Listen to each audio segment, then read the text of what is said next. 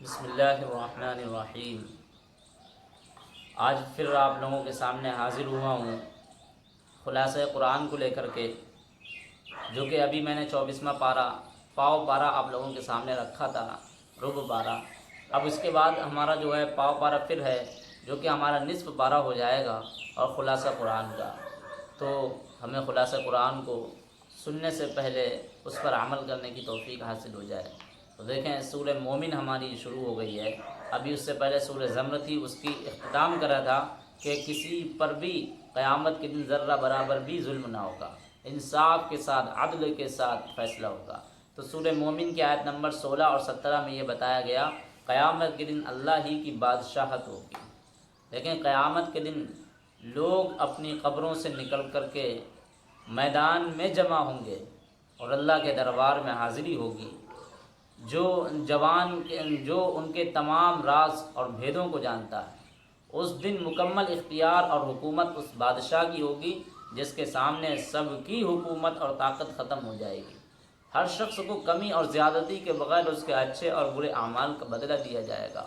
تو پہلا یہ ہمیں سبق ملا کہ قیامت کے دن اللہ کی بادشاہت ہوگی، کہ لوگ قیامت کے دن اپنی قبروں سے نکل کر کے میدان میں جمع ہوں گے، میدان محشر میں، اور اللہ کے دربار میں حاضری ہوگی۔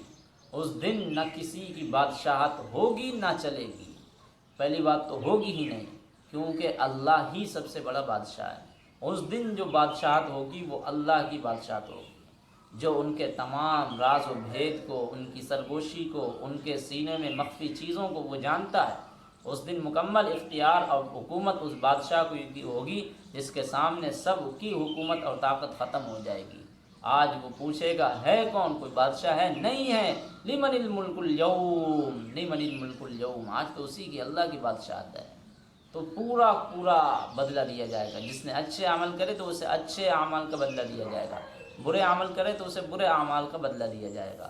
تو اسی طرح سورہ مومن کی آیت نمبر 18 میں یہ اہم پیغام دیا گیا، قیامت کے دن صرف عمل ہی کام آئے گا۔ دیکھیں ایک دن ساری دنیا فنا ہو جائے گی اور قیامت قائم ہو جائے گی، پھر سارے لوگ اللہ کے سامنے اعمال کا حساب دینے کے لیے پیش کیے جائیں گے۔ اس دن اللہ تعالیٰ لوگوں کے درمیان ان کے اعمال کے مطابق فیصلہ کریں گے۔ پھر نہ کوئی دوست کام آئے گا، نہ ہی کوئی سفارشی کام آئے گا۔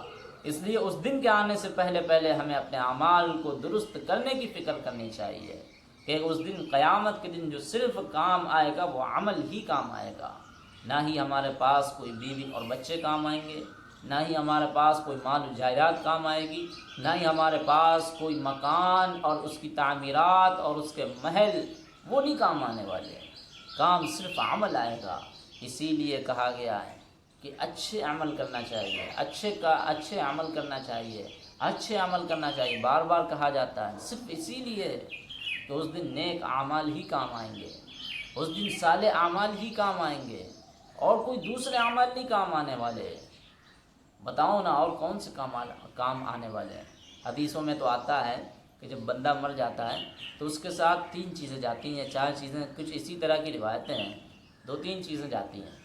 ایک تو لوگ اس کے ساتھ جاتے ہیں، دوسرا اس کے ساتھ مال جاتا ہے، اور تیسرا جو ہے اس کے جو ہے بچے جاتے ہیں، اور چوتھا جو ہے اس کا جو ہے اعمال جاتا ہے۔ لیکن ان 3 چیزوں کو واپس کر دیا جاتا ہے۔ اس کے بچے لوٹ آتے ہیں، اس کا مال لوٹ کر آ جاتا ہے، قبر میں جاتے ہی نہیں ہے، اور اس کے ساتھ میں وہ اس کے بچے بھی لوٹ آتے ہیں، اس کا جو ہے پیسے بھی لوٹ کر کے آ جاتے ہیں، وہ مال بھی چھوڑ کر چلا جاتا ہے۔ وہ صرف اور صرف لے کر کے جاتا ہے، جو قبر میں وہ اعمال ہی لے کر کے جاتا ہے۔ تو کیوں نہ ہم ایسے عمل نہ لے کر کے جائیں جس سے ہماری دنیا بھی نہ بنے اور آخرت بھی نہ بنے۔ نیک عمل کر کے ہم اپنی قبر کو بھی بنا لیں، اپنی آخرت کو بھی بنا لیں، اپنی دنیا کو بھی بنا لیں۔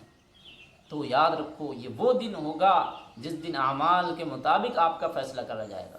کوئی ایسا نہیں ہے کہ آپ نے آپ نے جو ہے کچھ غلط کام کریں، آپ نے کچھ غلط عمل کریں اور کوئی آپ کا سفارشی ہو جائے، آپ کا کوئی دوست وہاں پہ نہیں کام آنے والا، آپ کا کوئی بھائی وہاں پر کام نہیں آنے والا۔ قرآن تو کہتا ہے یوم یفر المرء من اخی وامہ وابی وصاحبتہ وبنی لکل امرئ منہم یومئذ شأن یغنی۔ سوچو قرآن تو اس طرح کی باتیں کر رہا ہے، اور حقیقت یہی ہے وہاں کوئی کام نہیں آنے والا، نہ کوئی اس دن بھائی بھائی کا ہوگا، نہ بیوی نہ اپنے شوہر کے لیے ہوگی، نہ ماں باپ اپنے بیٹے کے لیے ہوں گے، نہ بیٹا اپنے ماں باپ کے لیے ہوگا۔ اس دن ہر کسی کو اپنی اپنی پڑی ہوگی، ہم کدھر جائیں، ہم کدھر جائیں، کون ہمیں بچا لے، کوئی نہیں ہوگا۔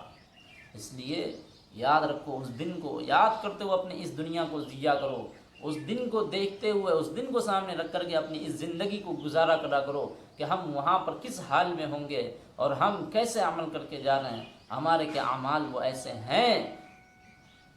یاد رکھو اس دن کوئی نہیں بچانے والا، اگر بچانے والا ہوگا تو صرف نیک اعمال ہوں گے، اچھے اعمال ہوں گے، اعمال صالحات ہوں گے جو آپ کو بچائیں گے وہاں پر۔